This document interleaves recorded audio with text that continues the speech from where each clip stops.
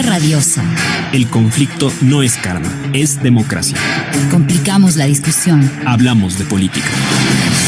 No lo soñé. La gente en el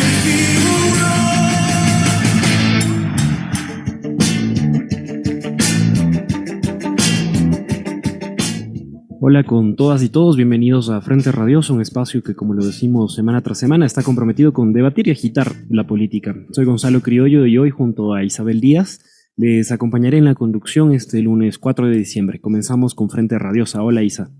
¿Qué tal, Gonza? ¿Cómo estás? Aprovecho para recordarles que estamos por la señal de Radio de Pichincha en el dial 95.3 FM y 94.5 para el noroccidente de la provincia, así como también para Santo Domingo y para parte de las provincias de Esmeraldas y Manabí. Esta es una coproducción del Foro de los Comunes y Registro Aurora. Asimismo, les recordamos que pueden seguirnos en nuestras redes sociales y plataformas digitales, en Facebook, Twitter, Instagram, como Frente Radiosa. Van a encontrar ahí todos los reprises de los programas que han pasado y pueden volver a escucharlos. Así es, los animamos a que nos sigan. Aprovecho también para agradecer a Línea Dura, medio de comunicación digital ubicado en New Jersey, quienes retransmiten este espacio radial para la comunidad migrante en Estados Unidos, y agradecemos y saludamos también a la coordinación técnica desde los estudios centrales y también a todo el equipo de producción del programa.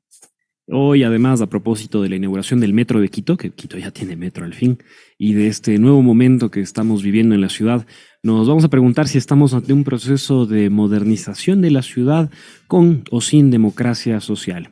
Para ello nos acompañan Daniel Bisuete, investigador de Flaxo Ecuador, Emilio Uzcategui, abogado y concejal de Quito, y Luisa Maldonado, exconcejala y excandidata a la alcaldía de Quito. Porque la política no es karma, sino democracia. Bienvenidas y bienvenidos.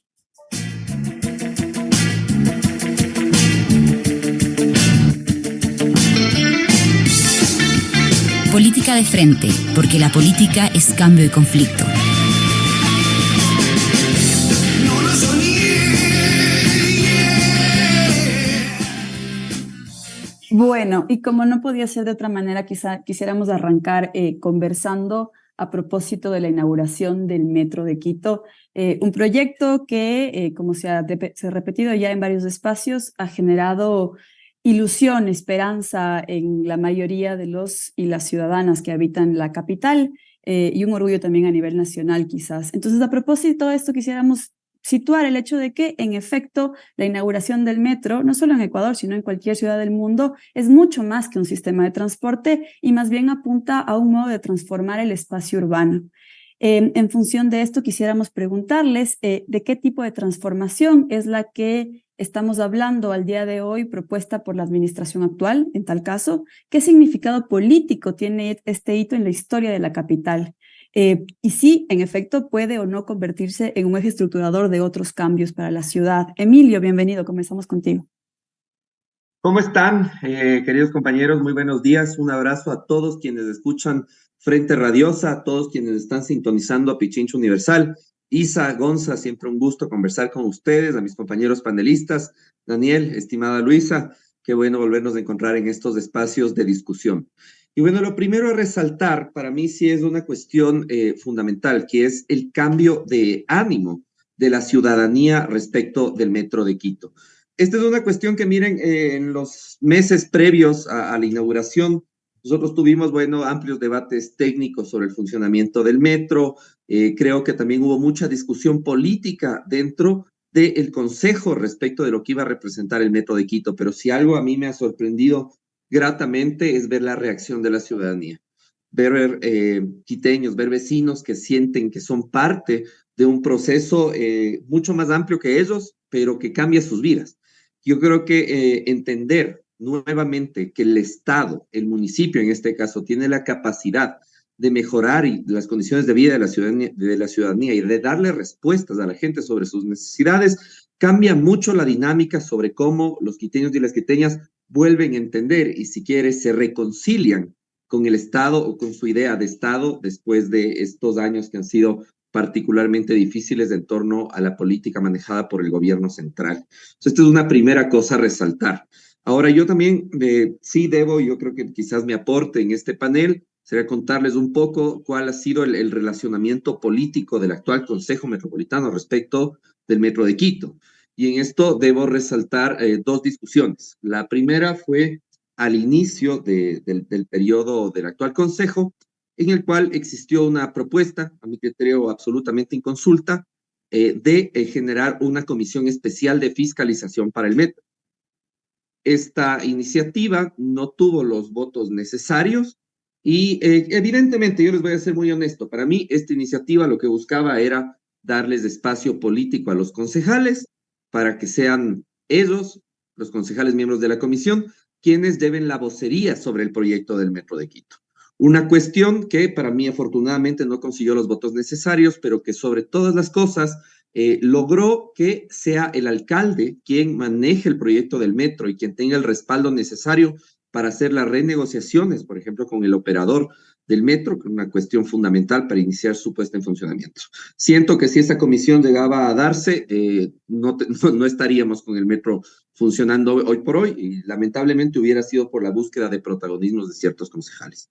Y lo siguiente, que es en el consejo, que es en razón de las demandas que se dan, que se presentan absolutamente descabelladas, la de este grupo de abogados de Quito respecto de las licencias de los operadores del metro y también de una abogada que tenga respecto de los baños en el metro, cuestiones que ya se habían ventilado muchos años antes y pues afortunadamente tuvimos ahí la voluntad como consejo, entre todos los concejales, todas las bancadas, hicimos una sesión extraordinaria y emitimos una resolución rechazando todos estos actos, solicitando a los jueces también que actúen conforme a derecho y que no entorpezcan ni busquen hacer famosos ni sacar del anonimato a personas que definitivamente solo buscaban tener su espacio de protagonismo.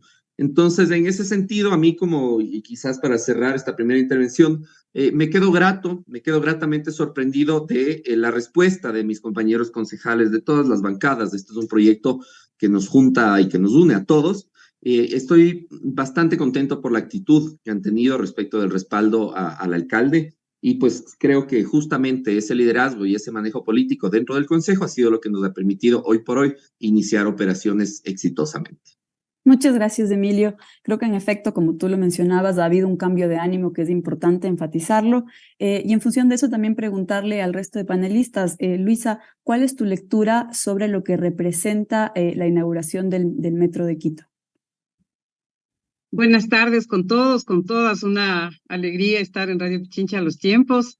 Gonzalo, Isabel, Emilio, qué gusto, Daniel igualmente, y a todos quienes nos escuchan. Pues bueno, esta es la noticia del momento y es una noticia súper, súper, súper esperada. Así que permítanme en primer lugar felicitar al alcalde. Sin duda, yo creo que él tuvo dos aciertos. El uno es que entendió el cansancio en el cual estábamos ya como ciudadanos hartos de inauguraciones fallidas, inauguraciones falsas que tenían otros propósitos y que estaban mintiendo a la ciudadanía. Creo que si faltaba el 10%, el 5% o el 1%, pues lo que haya sido fue aceptado y comenzó a rodar el metro tan anhelado por todos. Y el segundo acierto también es que tuvo la decisión, dijo, esto voy a hacer en este tiempo, y como decía Emilio, ha incidido enormemente en el estado de ánimo de la gente, sin duda, y esto nos lleva al pasado. Yo soy de coger bus todos los días, y recuerdo cuando salió el trolebús, pues silbaba donde se podía para coger el bus al vuelo y decía pare aquí y me bajaba donde se podía, al vuelo, porque eso era así. Y yo trabajaba en la Villa Flora y vivía en la Kennedy en ese tiempo. Y claro, yo me hacía cerca de hora y media, casi 2 horas para llegar a la Kennedy en el bus. Y cuando llegó el metro, fue impresionante. Perdón, el trolebús. Fue impresionante. Eran 40 minutos. 40 minutos, es que no podía creer. Pero claro, el cambio de todo lo que se vivía ese momento era brutal. Tenías que caminar más, tenías que hacer fila para pagar, tenías que hacer fila para esperar que te toque subir, no querías ni tocar al trolebús, te fascinabas con que podías ir súper rápido, etcétera. Entonces estamos viviendo un momento similar, un momento así de importante y trascendental, que lo que expresa es un cambio, es un cambio. Ahora, ¿qué es lo que tenemos que hacer de aquí en adelante? Creo que es lo más importante, digamos, después de este hito, ¿no? Sin embargo, no quiero también dejar de felicitar a los alcaldes, a quien inició, a quien siguió de una u otra forma, hicieron todo lo que pudieron, y a los consejos metropolitanos, porque si bien es cierto, algunos buscan protagonismo queriendo fiscalizar, entre comillas, cuando no es conveniente hacerlo, sin embargo, otros tuvimos en el pasado que hacerlo porque era necesario, ¿no? Cuando se subió el precio de una manera exorbitante, cuando nos quitaron el sistema de recaudo y el sistema eléctrico, y fíjate ahora, esas son las cosas que hay que ir enmendando, porque se bajaron ese valor diciendo que le estaban ahorrando a la ciudad, lo cual era absolutamente falso. Entonces, claro, es evidente cuando alguien quiere fiscalizar para estar ahí de protagonista del asunto, y otra cosa es cuando es necesario hacerlo en bien de la ciudad. Sin embargo, yo quiero felicitar al Consejo Metropolitano porque había que estar a la altura en este momento. Había que apoyar a algo que ya estábamos definitivamente hartos, ¿no? Entonces, bueno, el metro sin duda es una oportunidad quizás única en este momento y aquí y ahora para lograr cambios significativos desde una visión mucho más integral. El metro no solo es movilidad, tú comenzabas diciéndolo, Isa, Gonzalo, no solo es movilidad, viene a cambiar la vida. Esto en tanto y en cuanto seamos capaces de canalizar de forma adecuada, desde una mirada mucho más integral, desde el tema cultural, desde el tema ambiental y desde el tema material, que ya la obra está concretada, ¿no? Con 15 minutos. Usted escucha Frente Radiosa en Radio Pichincha y estamos conversando con tres invitados muy interesantes, con Luisa Maldonado, Emilio Uzcategui y Daniel Bisuete. Daniel, hemos un poco contado las épicas del metro y también su impacto en términos de la sociedad, incluso de la propia ciudad. Y en esto, Quito vivió una espectral pandemia. Se vació la ciudad por completo, pero después vivió un segundo confinamiento, o vive un segundo confinamiento, que es el de la inseguridad. Y ese es uno quizás incluso más grave, con plazas vacías, locales cerrados y una ciudad que vive pocas horas. El metro en 3 días parece que ha hecho a la ciudad revivir, retomar una vida nocturna, caminar por el centro, ver precisamente toda esta vida. ¿Es solo esta apuesta del metro la que ha significado este repoblamiento de Quito? ¿O qué implicaciones también tiene para la población este volver a habitar del espacio público? Bienvenido a Frente Radiosa, Daniel. Hola Gonzalo, Isabel, qué bueno estar acá, Emilio, Luisa, un saludo cordial y una extensión a los roles que han jugado en los distintos consejos de los que fueron parte en su momento. Sí me acuerdo de varias cosas que pasaron antes y también he seguido lo que pasó ahora, así que un saludo para ambos. Un paso atrás, Gonza, yo creo que hay una cosa que golpeó a Quito antes de la pandemia, y es la austeridad que se impuso en el gobierno de Lenín Moreno después del 2018. Síntoma de esto, acuérdense que la tasa de desempleo de 2018 en adelante de Quito ha sido el doble que la tasa nacional, y eso tiene que ver mucho con el recorte del empleo público de modo mal hecho. Es una austeridad sin planificación implementada a borrones y a los sustos. Y también luego todos los errores de las administraciones municipales que convivieron con esa temporada, Rodas, Yunda, Guarderas, en adelante, ¿no? Así que ahí hay una cosa que viene de antes de la pandemia. Luego la pandemia, por supuesto, no son comparables, pero Quito ya venía golpeado económicamente en tema de actividad comercial y actividad y empleo de calidad, ¿no? Y lo segundo, digamos, comparto los parabienes y las lecturas de Emilio y de Luisa, y yo sí quisiera significar al metro como un catalizador en potencia, ¿no? Hay efectos que se ven inmediatamente, lo que mencionan, el estado de ánimo, esto del orgullo, ¿no es cierto? El tema de redes, el tema de la ciudadanía, cómo ha vivido la ciudadanía. Y otro que lo vamos a comenzar a ver, ojalá alrededor al norte de la esquina, es del igualador, ¿no? El hecho de que en un sistema de transporte del tipo metro convivan personas de diferentes quintiles, ocupaciones, situación socioeconómica, trayectoria personal, etcétera, etcétera, es una gran noticia para la convivencia social, ¿no? Esto hace que, digamos, la ciudad de algún modo pueda ser reapropiado en diálogo, ¿no? No con enclaves, ¿no es cierto? No con el barrio amurallado, la urbanización, el club, ciertos lugares, ciertos parques, ciertos estadios, ¿no es cierto? Así como muy sectorizado y fragmentado, sino en diálogo, conviviendo los más, ojalá, y así sea, los más necesitados con las personas con discapacidad, los adultos mayores también que se reapropien de la ciudad, con quizás quienes tenemos más posibilidades. Y lo que viene enseguida es ojalá un reacomodo de los flujos de ciudadanos, ojalá también la alcaldía pueda catalizar cambios más amplios en los sistemas de movilización de superficie, ¿no es cierto? Que siempre fue una de las cosas pendientes. Y ojalá la clase política, y aquí más allá de la alcaldía, más allá del consejo, también pueda entender lo que implica tener un metro, ¿no? Un metro que ha sido golpeado en varias ocasiones por intereses particulares.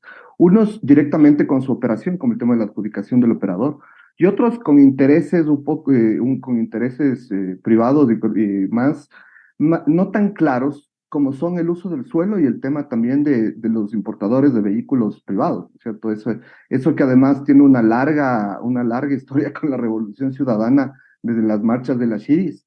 Hoy esperemos poder hablar también de un poco de esos intereses que erosionan la ciudad como bien público y conculcan el derecho a la ciudad de todos y todas. Así es, muchas gracias, Daniel. Quisiéramos seguir ahondando, obviamente el Metro de Quito estará por ahí, pero también nos interesa delinear el tablero político de la ciudad al día de hoy y en función de eso preguntarte, Emilio, bueno, sabemos que la Revolución Ciudadana, movimiento al que perteneces, ha tenido resultados adversos en la ciudad en medio de contiendas electorales nacionales, pero a la vez, tanto la prefectura de Pichincha fue reelecta, tenemos a Paola Pavón, como el alcalde Pavel Muñoz al día de hoy. Entonces, desde ahí, preguntarte, ¿qué significado tiene esta fuerza política, la Revolución Ciudadana en lo local, tanto para este proyecto político en sí mismo como para el progresismo en general?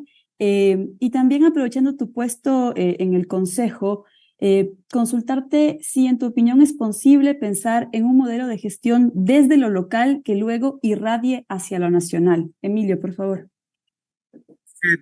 Tú planteas un cuestionamiento muy interesante, ¿no? Que es cómo queda parado el espectro político de la ciudad. Y sobre esto, miren, debo recalcar varios temas, desde mi experiencia, desde campaña como actual concejal y también en periodos previos de campaña política. En Quito, cuando se desploma la credibilidad y la popularidad de Guillermo Lasso, también tienes un efecto muy interesante y es que se reduce la polarización que hasta ese entonces era el factor que gobernaba la política de la ciudad. Yo sentí mucho esto particularmente en las elecciones seccionales. Anteriormente, pues estamos hablando de hace unos 2, 3 años, hacer política en Quito desde la Revolución Ciudadana y desde el correísmo era complicado. O sea, les digo yo, en las anteriores elecciones nacionales, en las que ganó Guillermo Lasso, hacer campaña era sumamente duro, tú sentías mucha agresividad, muchísima violencia de la ciudadanía, era muy complejo. Eso fue algo que yo ya no sentí en las seccionales, en estas últimas elecciones. Si bien evidentemente habrá el clivaje correísmo-anticorreísmo sigue siendo un factor importante en Quito, ya no se volvió una cuestión determinante y eso nos permitió tener una campaña mucho más propositiva, mucho menos violenta y me parece que fue una campaña en la que todos ganamos en el sentido en el que vi mayor discusión, vi espacios de debate bastante más amplios, vi incluso una oposición que ya no se abanderaba exclusivamente del anticorreísmo como su única causa, porque el odio tiene sus límites. Entonces, eso es algo que yo aprecié de manera muy, muy clara y concreta en las elecciones seccionales. Ahora, en las elecciones nacionales, en las últimas, en las elecciones anticipadas, yo sí vi una reconfiguración de esa oposición sólida y de ese anticorreísmo, pero a ultranza, ¿no? Esto se debe a varios factores. Para mí se debe en gran medida a lo que pasó y al encuadre mediático que se le dio al asesinato de Fernando Villavicencio, cuyos responsables nunca llegaremos a saber la verdad al paso que vamos, y eso es, ese compromiso por la verdad es algo que debería comprometer a todas las fuerzas políticas. Pero era un momento de campaña y ese hecho tan lamentable se utilizó de una manera perversa para volver a instalar ese clivaje de correísmo-anticorreísmo como un factor determinante para las elecciones nacionales. Yo vi un cambio radical en Quito, desde las seccionales hasta esas nacionales, pero tremendo. Y eso también se debe, y ves otra muestra de eso, en la interpretación que ciertos actores políticos le han dado al tema del metro. Entonces todo el mundo dice, sí, bueno, estamos felices por el metro, pero el metro no le pertenece a nadie, el metro es de todos los quiteños y es financiado con los impuestos de todos y no tiene nada que ver con política ni con los políticos.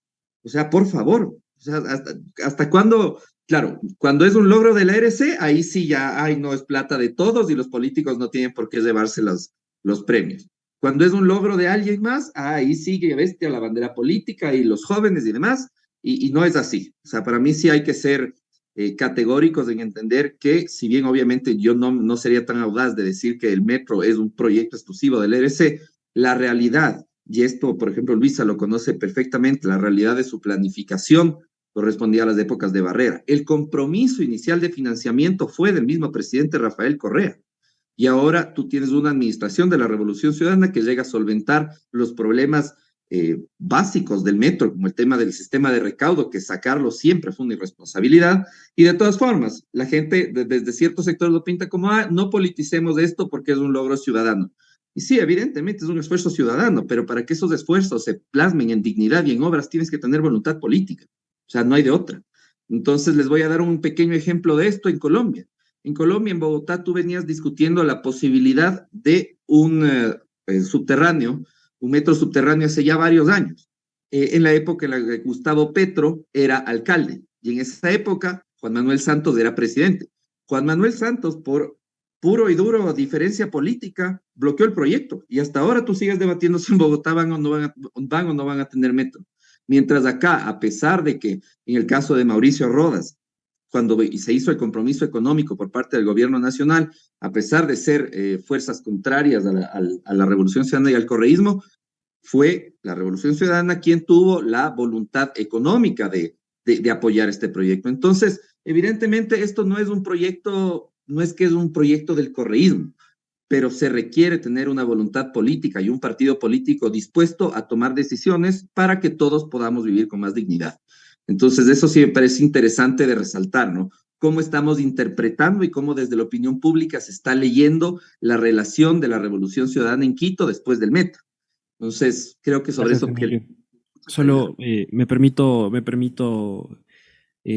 poner en cuestión un tema, y es que la derecha no inaugura obras, por eso no tiene nada que mostrar. Estimada Luisa, quisiera yo preguntarte un poco lo mismo. ¿Cómo ves tú a la izquierda y al progresismo dentro de la ciudad de Quito? ¿Se ve esta derechización de la sociedad quiteña, o es quizás incluso que los partidos desde la izquierda del progresismo en la ciudad no han sabido responder fehacientemente a las necesidades que puedan ser distintas, por ejemplo, en el caso de la capital? Escuchamos tu reflexión.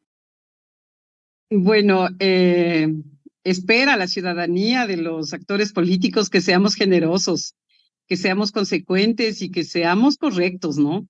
Entonces, sí, más allá de que guste o no, fue un proyecto mentalizado y apoyado desde un proyecto político que también llevó adelante la constituyente, nos guste o no, y que eso además prometía y ofrecía el logro del buen vivir para todos y todas, y que efectivamente no se dice que los otros alcaldes no hicieron lo correspondiente. Algunos querían llevarse algunas cositas de más.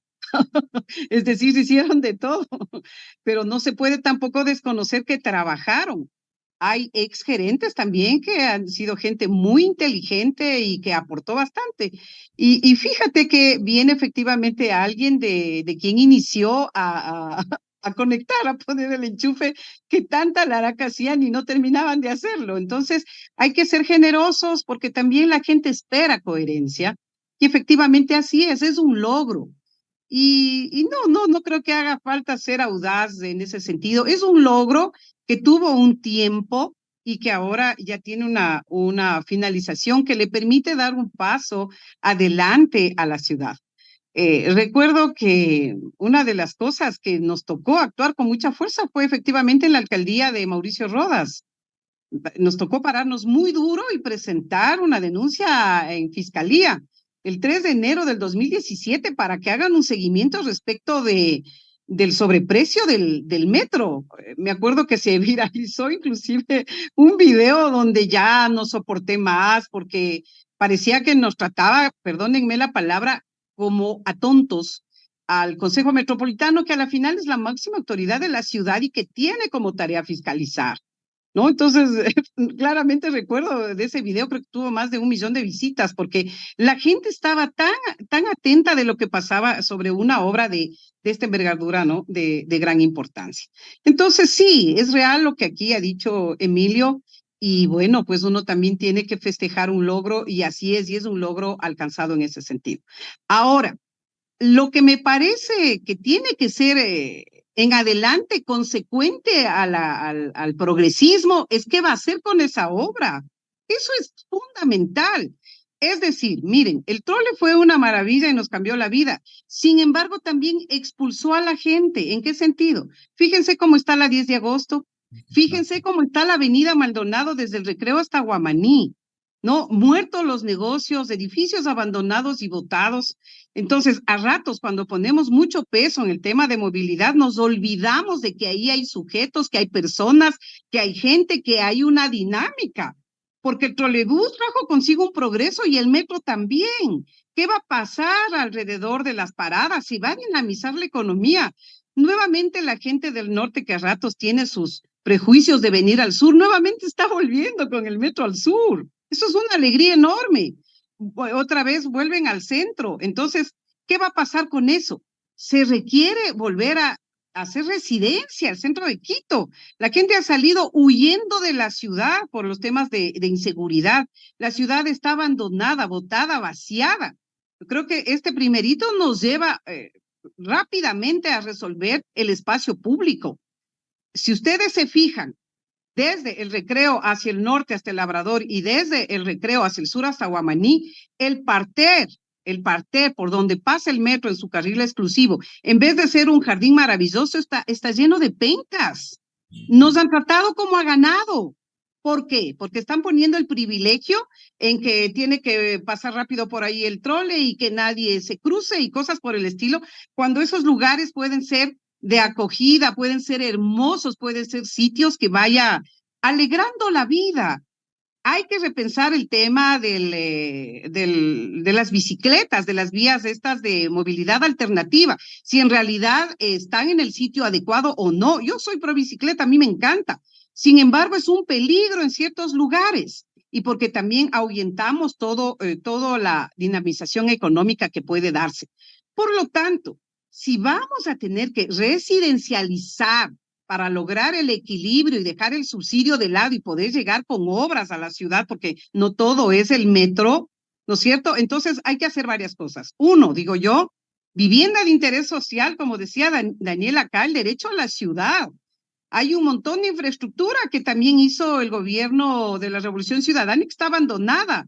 Eso tiene que convertirse en vivienda de interés social, vivienda para estudiantes, vivienda de leasing. Se puede también convenir con la empresa privada, ¿no? Pero para que la ciudad deje de crecer hacia arriba y los barrios estén tan alejados y sin servicios o los valles se sigan ocupando de una forma indiscriminada. Esta cohesión social que hablaba Daniel, que ahora se puede comunicar la gente a través del metro, eso tenemos que aprovechar. Y ahí vamos a saber si realmente tenemos una alcaldía progresista. Decir, si no se entrega todo a la inmobiliaria, si también se está pensando en la vivienda social por un lado. Por otro lado, la integración para la movilidad en toda la ciudad es clave. Es decir, la gente está feliz, dice, hice 30 minutos, sin embargo, espero media hora para integrarme al otro subsistema de la ecovía, del trolebús y de los buses azules. Eso es sobre la marcha, sobre la marcha. Ahorita estamos felices, estamos contentos, sin embargo, pierdo ahí el tiempo, ¿no?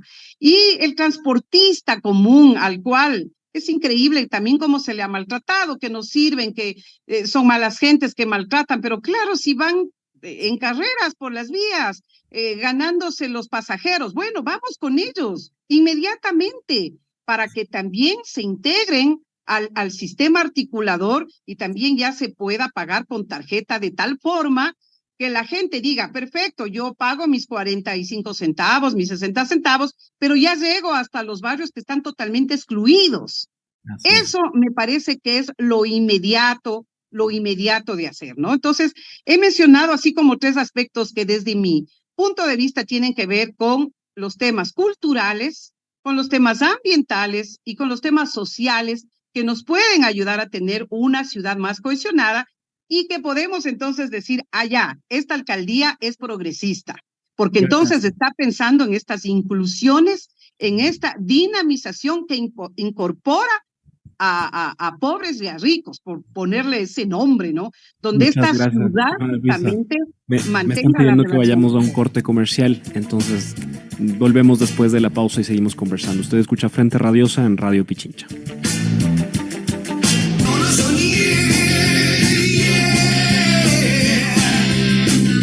y vas corriendo a la deriva.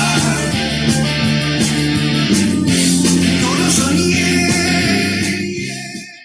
Estamos aquí en Frente Radiosa conversando con Luisa Maldonado, Emilio Uzcategui y Daniel Bisuete en un debate riquísimo a propósito de la inauguración del Metro de Quito, lo que esto representa en términos de un proyecto de ciudad, hacia dónde caminamos, hacia dónde podemos caminar, también situando el enorme cambio de ánimo que ha habido entre los y las ciudadanas, que es fundamental, ¿no? Luego de tantos tropiezos vividos previamente, el que sintamos de alguna manera que se puede reconectar con una política que no solo inspira, sino que también cumple. Y desde ahí quisiera conversar contigo, Daniel. Yo previamente les planteaba la pregunta sobre en qué medida se puede plantear que haya una irradiación desde lo local hacia lo nacional en términos de un proyecto político. Y también situar, ¿no?, esta imagen que todos vimos, que circuló bastante, que fue la de el alcalde Pavel Muñoz junto al presidente Daniel Noboa y también junto al presidente de la Asamblea, Henry Kronfle, recorriendo el Metro de Quito previo a su inauguración oficial. En tu opinión, ¿se trata de acuerdos, de diálogos, convergencias, lo que pueda surgir de este tipo de imagen, o es apenas un saludo protocolario? ¿Qué implicaciones tiene esto para la población y para la construcción del proyecto de ciudad, pero también nacional en términos más amplios al que yo hacía referencia previamente? Gracias por las preguntas, Isabel. Bueno, yo quiero partir de lo que decía Luisa, ¿no? Para ver el cariz de la gestión y hacia dónde se implica, faltan todavía algunas cosas. Unas que por supuesto pueden hacerse desde el solo hecho de plantear política pública de modo responsable y profesional, digamos. Eso creo que ya lo hemos visto unas muestras, ojalá sea sostenible, ojalá se profundice en esta administración, ¿no? Quizás ahí, por ejemplo, estos impulsos por una renovada agenda cultural, por ejemplo, desde el municipio, bueno, ya hemos visto que es posible, ojalá esto se sostenga y se profundice. Pero también hay unos límites y creo que es menester señalarlos en el sentido de que si queremos efectivamente darle un cariz distinto a la ciudad y a la ciudad hay que tocar intereses, ¿no? Gobernar una ciudad es gobernar su suelo, finalmente. ¿Quién gobierna la ciudad? ¿Quién gobierna el suelo? ¿No es cierto? Hay unos instrumentos que el Consejo y la Alcaldía tienen, por ejemplo, el PUX, ¿no es cierto? El Plan de Uso y Gestión del Suelo, y eso tendrá, digamos, unas instancias técnicas y demás. Pero en clave de economía política es las decisiones de qué queremos privilegiar, ¿no es cierto? ¿No? Es decir, en términos de vivienda, por ejemplo, Luisa decía la vivienda de interés social. Claro, digamos, el municipio podrá hacer 1, 2, 3, 4, 10 proyectos inmobiliarios, pero finalmente, si quiere que el déficit de vivienda de Quito y el encarecimiento de la vivienda en Quito se arriende, tiene que regular los suelos de los privados, y esa regulación no está dada solo por costos o solo por impuestos, sino también por normativa técnica, que fue precisamente lo que hizo Rodas, pero al revés, ¿no es cierto? Premiar a la altura alrededor de la Carolina a partir de la manipulación de la norma técnica, ¿no? La ecoeficiencia y etcétera. Bueno, si no queremos que una ciudad sea así, hay que darle una estudiada a la norma y ver cómo premiamos unidades habitacionales que no sean cajas de fósforo, ¿no? Esta proliferación de los aparte estudios, cuando sabemos que el desempleo juvenil es altísimo, por ejemplo. Entonces, ahí no se condicen las ilusiones de modernidad cosmopolita de los inmobiliarios con la realidad material de la gente. Entonces, ¿cómo va a ser aparte de estudios? Quizás lo que necesitan los jóvenes para su emancipación son departamentos más amplios donde puedan, de varias habitaciones donde puedan compartir, ¿no es cierto? Y aquí otra vez se presentan estos desafíos hacia adelante que pueden ser la sociabilidad. Sobre la postal de Noboa, Cronfle y Muñoz, bueno, como decía el Quijote, ancha Castilla y redondos del mundo, ¿no? Pensar que hace poco quizás Pavel Muñoz y Cronfle estaban reunidos también, pero con otro tercero que era Lazo, ¿no? Cuando falló el así llamado por el Partido Social Cristiano Plan de la Moncloa en la legislatura anterior. Y ahora está Daniel Noboa, que claro, también es de las élites, pero creo que con mucha más inteligencia emocional y madurez ha entendido, o al menos de momento, veamos si es la tónica también de su gobierno, que sus deseos no son sus posibilidades, ¿no? Entonces creo que ha hecho, que a diferencia de Lazo, me parece que ha actuado con madurez y responsabilidad en esto, ¿no?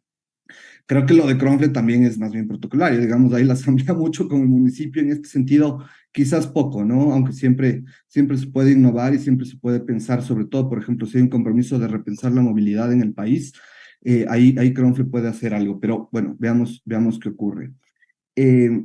Yo quisiera también retomar un poco lo de la voluntad política, ¿no? Y creo que sí enfatizaría en esto que dijo el alcalde Muñoz el fin de semana, esto de que la voluntad política está también en la planificación presupuestaria, ¿no? El presidente Lazo no transfirió $1 para el metro, ¿no? Ahora veamos, escuché también el día de ayer, me parece, o de hoy, que el alcalde Muñoz estaba planteando el estudio de una expansión del metro, ¿no? Ahí, por ejemplo, la primera señal de hacia dónde va esa foto puede ser esta cuestión, ¿no? Porque de ahí, digamos, en términos de competencias, en términos de articulación, digamos, de procedimientos más allá del financiamiento, por lo pronto creo que no va a haber mucho, tanto por el momento de la ciudad como por el momento del gobierno nacional, que finalmente es corto. Ahora, claro, hay un asunto en el que el presidente de la República podría ayudar al municipio de Quito y a Quito en general. Y es que como los préstamos y ocupan un lugar importante en el presupuesto de Quito en estos años, darle una oportunidad de espacio fiscal al municipio sería una muestra de responsabilidad, pero también de buena voluntad. Así que veamos si es que el municipio lo plantea y también si es que el gobierno nacional da estos hitos. Falta digamos, Noboa, Cronfle han llegado apenas, Muñoz está algún rato, pero todavía creo que falta un poco más, al menos hasta que termine el año, para ver hacia dónde acaba de delinear. Pero esto es, otra vez, gobernando el suelo y planteando los problemas de fondo hacia adelante, ¿no? Aquí también entra mucho el tema de la movilidad de superficie. Hablemos un poco de economía política de la ciudad y sobre esa base yo quiero preguntarle, concejal Emilio Uzcategui, finalmente de esta fotografía, ¿no? Cronfle, Noboa, Pavel Muñoz, hay una gran señal y gesto hacia la ciudad también. Pero como menciona Daniel, y como mencionaba también Luisa, un gobierno progresista desde lo local tiene que tomar decisiones que vayan en esa línea y una de ellas, por ejemplo, es del uso de suelo. ¿Cómo ve usted esa perspectiva desde el Consejo Metropolitano y digamos más cercano a la alcaldía también del municipio? Para mí hay una cuestión inicial a resaltar es que el Ejecutivo todavía mantiene una deuda pendiente con el municipio de Quito. Parte de esa deuda son más o menos $280 millones, de lo que, si mal no recuerdo. De esos, casi la mitad corresponde a una oferta que Guillermo Lasso le hizo a Quito respecto de fondos para el metro de Quito, justamente promesa que para variar, viniendo de Guillermo Lasso, no se cumplió y todavía consta como parte de la planificación presupuestaria para la actual administración. Entonces, no son temas menores, ¿no? O sea, yo sí siento que la iniciativa de mostrar esa fotografía, si se quiere, del alcalde con el presidente Noboa, significa que existe una voluntad política de trabajar de la mano con Quito, sobre todo para darle a la ciudad los recursos que se encuentran pendientes por el lado del Ejecutivo. No son montos menores y además es un compromiso pues que ya debería hacerse cargo, ¿no? También parte de las deudas que existían con las prefecturas y GATS también vienen del gobierno central y no se cumplieron. Entonces yo creo que esa línea de gestión del presidente Noboa sí debe responder a una visión de generar relaciones cercanas con todas las autoridades locales, independientemente del partido del que provenga. Entonces, en ese sentido, yo felicito la foto. Ahora, lo que ustedes han dicho, que a mí me parece lo más trascendental y lo más de fondo, y lo digo como concejal de la Revolución Ciudadana, es que este nuevo momento político nos plantea una necesidad de generar una agenda progresista de ciudad desde lo local. El desafío está ahí, en los temas que ustedes han mencionado, el uso de suelo, la integración del metro con el resto del transporte público, que son gestiones que nosotros las tenemos, pero como absolutas prioridades dentro de nuestra agenda de ciudad. Ahora, también dentro de la Revolución Ciudadana, este nuevo momento político significa replantearse como movimiento y como estructura interna. ¿Y a qué me refiero con esto? Sí, evidentemente todos estamos cansados de la polarización, todos estamos cansados del nivel de conflictividad política y de que todo sea correísmo versus anticorreísmo. Pero en ese sentido, también como organización política, es necesario mantener una agenda y una identidad propia que nos permita llevar adelante con lo que siempre fue el proyecto de la Revolución Ciudadana, que es la consecución del buen vivir. Siempre he caracterizado a la Revolución Ciudadana como un movimiento de mayorías, un movimiento pro pobre, un movimiento nacional popular, y el desafío de manejarse políticamente en una situación donde ya la polarización no da más, será volver a replantear estas agendas progresistas desde la ciudad.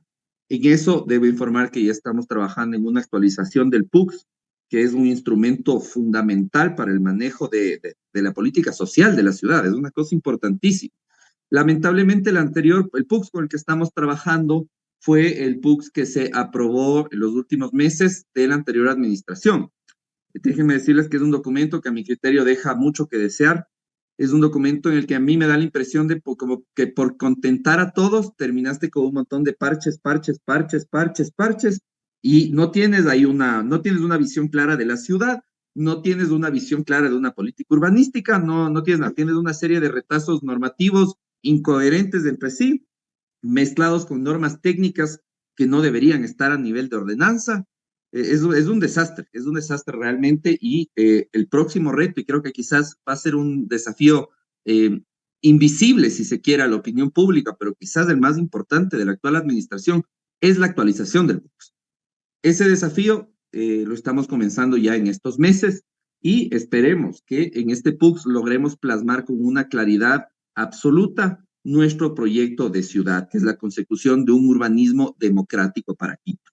Entonces, esa es la forma en la que para mí planteo esta reestructuración política, pero para mí el reto no viene solo de las autoridades locales. Para mí el reto viene de este nuevo momento de la Revolución Ciudadana, de cómo organización política pueda leer la situación y trabajar en torno a este nuevo momento político. Y pues, sin duda, desde el lado del legislativo, desde el lado de los gobiernos autónomos, hay que trabajar con el Ejecutivo, sea quien sea, y en los mejores términos. Y en eso saludo la apertura del presidente Noboa. Sin embargo, no podemos quedarnos en ese vaciamiento ideológico respecto de qué es lo que somos y a dónde queremos ir. Ok, Emilio, muchísimas gracias. Como siempre, nos queda corto el tiempo, entramos ya en la recta final, así que les pido que sean los más concretos posibles, quizás 1 minuto, para ir dando cierre a este programa. Y quisiéramos culminar con una idea que no es menor, es necesaria nombrarla. Sabemos que por un lado Quito es epicentro de movilizaciones sociales, eso produce mucho tejido social que es importante reconocerlo, pero a la vez la ciudad, al ser la capital, también ha sido escenario de múltiples contramarchas que de alguna manera apuntan a una derechización de ciertos segmentos de la población, y desde ahí preguntarles cuál es su lectura sobre este tipo de discursos y la proyección política que pueden llegar a tener estas fuerzas de carácter más antidemocrático. Luisa. Bueno, lo clave, digo yo, y en lo que se basa un gobierno progresista es en la participación ciudadana y en la democratización económica, sin duda, ¿no? Hacia eso tiene que caminar la alcaldía si tiene un proyecto político local, entender al fin que no es de arriba hacia abajo, sino de abajo hacia arriba. Cuando existe la satisfacción de necesidades, las más acuciantes por la población, si eso está satisfecho, entonces no va a haber movilizaciones, no las va a haber. Y ahí hay que enterarse, no solo leer bien, sino enterarse y vivir el día a día con la gente. Es decir, la gente siente y a veces los gobernantes solo saben, pero no sienten, y ese es un problema, ¿no? Entonces hay que estar con la gente en el día a día para ir entendiendo no solo sus problemas, sino también sus soluciones. Hay metodologías extraordinarias, la cogestión, la autogestión, las alianzas público-comunitarias, no solamente público-privadas, ¿no? Meterse en las agendas ciudadanas para ir construyendo de forma conjunta. Y la económica, cuando hablamos de la inclusión de vivienda social, por ejemplo, como derecho a la ciudad en los sectores consolidados, estamos hablando de la democratización económica. Y ahora un aspecto clave que es el fomento a la economía solidaria, pero no desde un punto de vista o enfoque clientelar, sino de una inclusión real, es decir, no solamente para que des la vuelta y la vuelta en la misma pobreza, sino para salir de la pobreza.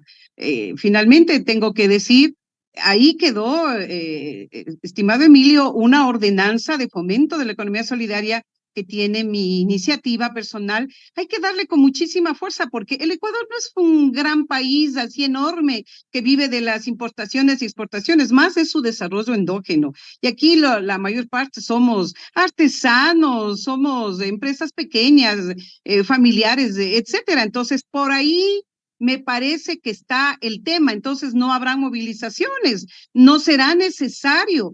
Y con eso también esta fotografía, y con esto concluyo, del presidente de la Asamblea y del país, tendrán que ir entendiendo que cuando hay democratización en todo sentido, hay paz para todos y seguridad para todos, inclusive para los que más tienen, porque a nadie beneficia vivir en semejantes búnkers, ¿no? Se dice, y lo dice el presidente de México, por el bien de todos, primero los pobres. Daniel, quisiera cerrar contigo. El repertorio de las fuerzas políticas de derecha ha sido sistemáticamente poco democrático. Catalogar a los resultados electorales como fraude, judicializar la política y más recientemente procesos judiciales para destituciones de autoridades electas han sido un poco de su repertorio también. A fin de contrarrestar esto, ¿qué nivel de articulación entre fuerzas políticas y movimientos sociales requiere tal escenario? Qué gran pregunta. Yo voy a dejar más preguntas porque no alcanzo a responder. Pero lo primero es esto que, digamos, cuando yo digo la gestión del suelo y la gestión de la movilidad con un cariz progresista, no es lo mismo salir de una estación del metro y tener 3 proyectos inmobiliarios adelante que salir a un centro comercial como el de negocios andinos. No es lo mismo salir del metro a un centro comercial que salir a un, no sé, a un Guarmiquito, a un Guaguacuna, a un centro de protección social, ¿no? O de capacitación profesional también, ¿no es cierto? Algo que también pueda reinventar este esquema productivo de con Quito encerrado en el Machángara y descentralizar también al resto de la ciudad, porque la economía no está solo ahí, la economía está en toda la ciudad, como bien menciona Luisa. Otra cosa es que hay algo que, así como el gobierno nacional no sube la renta personal, que es algo que debería ser, los municipios tampoco han subido el predial en los barrios acomodados hace rato. Entonces, por eso es que hay problemas cuando se gestiona la liquidez de la renta de las empresas o en el caso del municipio del catastro o de las LOAES, perdón, de los comercios. Aquí hay que grabar los patrimonios, compañeros y compañeras, a nivel local y a nivel hacia arriba, y a nivel nacional, ¿no? Y finalmente, la convergencia de fuerzas políticas y de izquierdas. Lo que dice Luisa, por ejemplo, la participación ciudadana ocupa un lugar central. Lo que dice Emilio también, la participación ciudadana en la construcción de la norma, en la traducción, en el no fácil ejercicio de traducción de eso en norma técnica, pero también madurez, inteligencia emocional y dibujar un proyecto de ciudad donde quepamos todos y todas. Porque si los políticos no caben en un sistema, en un proyecto de ciudad, no creo que el resto de la sociedad pueda caber y entender que son más bien representantes antes que actores centrales, ¿no? Así que redibujar la ciudad implica repensar las fuerzas políticas y cierro con algo también. Irónicamente, ahora en los gobiernos locales están dos personas que cuando legisladores generaron los marcos legales que regulan las competencias de los municipios locales. Pavel Muñoz y el prefecto de Imbabura, Richard Calderón. Exactamente. Entonces, aquí también hay un ejercicio posible de retroalimentación y de ver cómo la Revolución Ciudadana puede dar un paso más allá de lo sabemos hacer porque ya lo hicimos, ahora lo vamos a hacer desde los gobiernos locales. Eso está por verse. Veamos que las noticias futuras del metro no sean solo la necesaria expansión hacia Calderón, sino también repensar el modelo del Estado unitario y de lo que puedan hacer los gobiernos locales por la gente. Edén de Maravillas, lugar donde toditos los anhelos son posibles. Le quisimos dedicar este programa a la ciudad más bonita del mundo. Gracias a nuestros panelistas y a todas y todos por seguirnos cada lunes. Son las 18:57. Usted escuchó Frente Radiosa en Radio Pichincha. Adiós. Porque la política no es calma, sino democracia. Debatimos de frente. Todos los lunes por la 95.3 FM y 94.5 para el noroccidente en Radio Pichincha.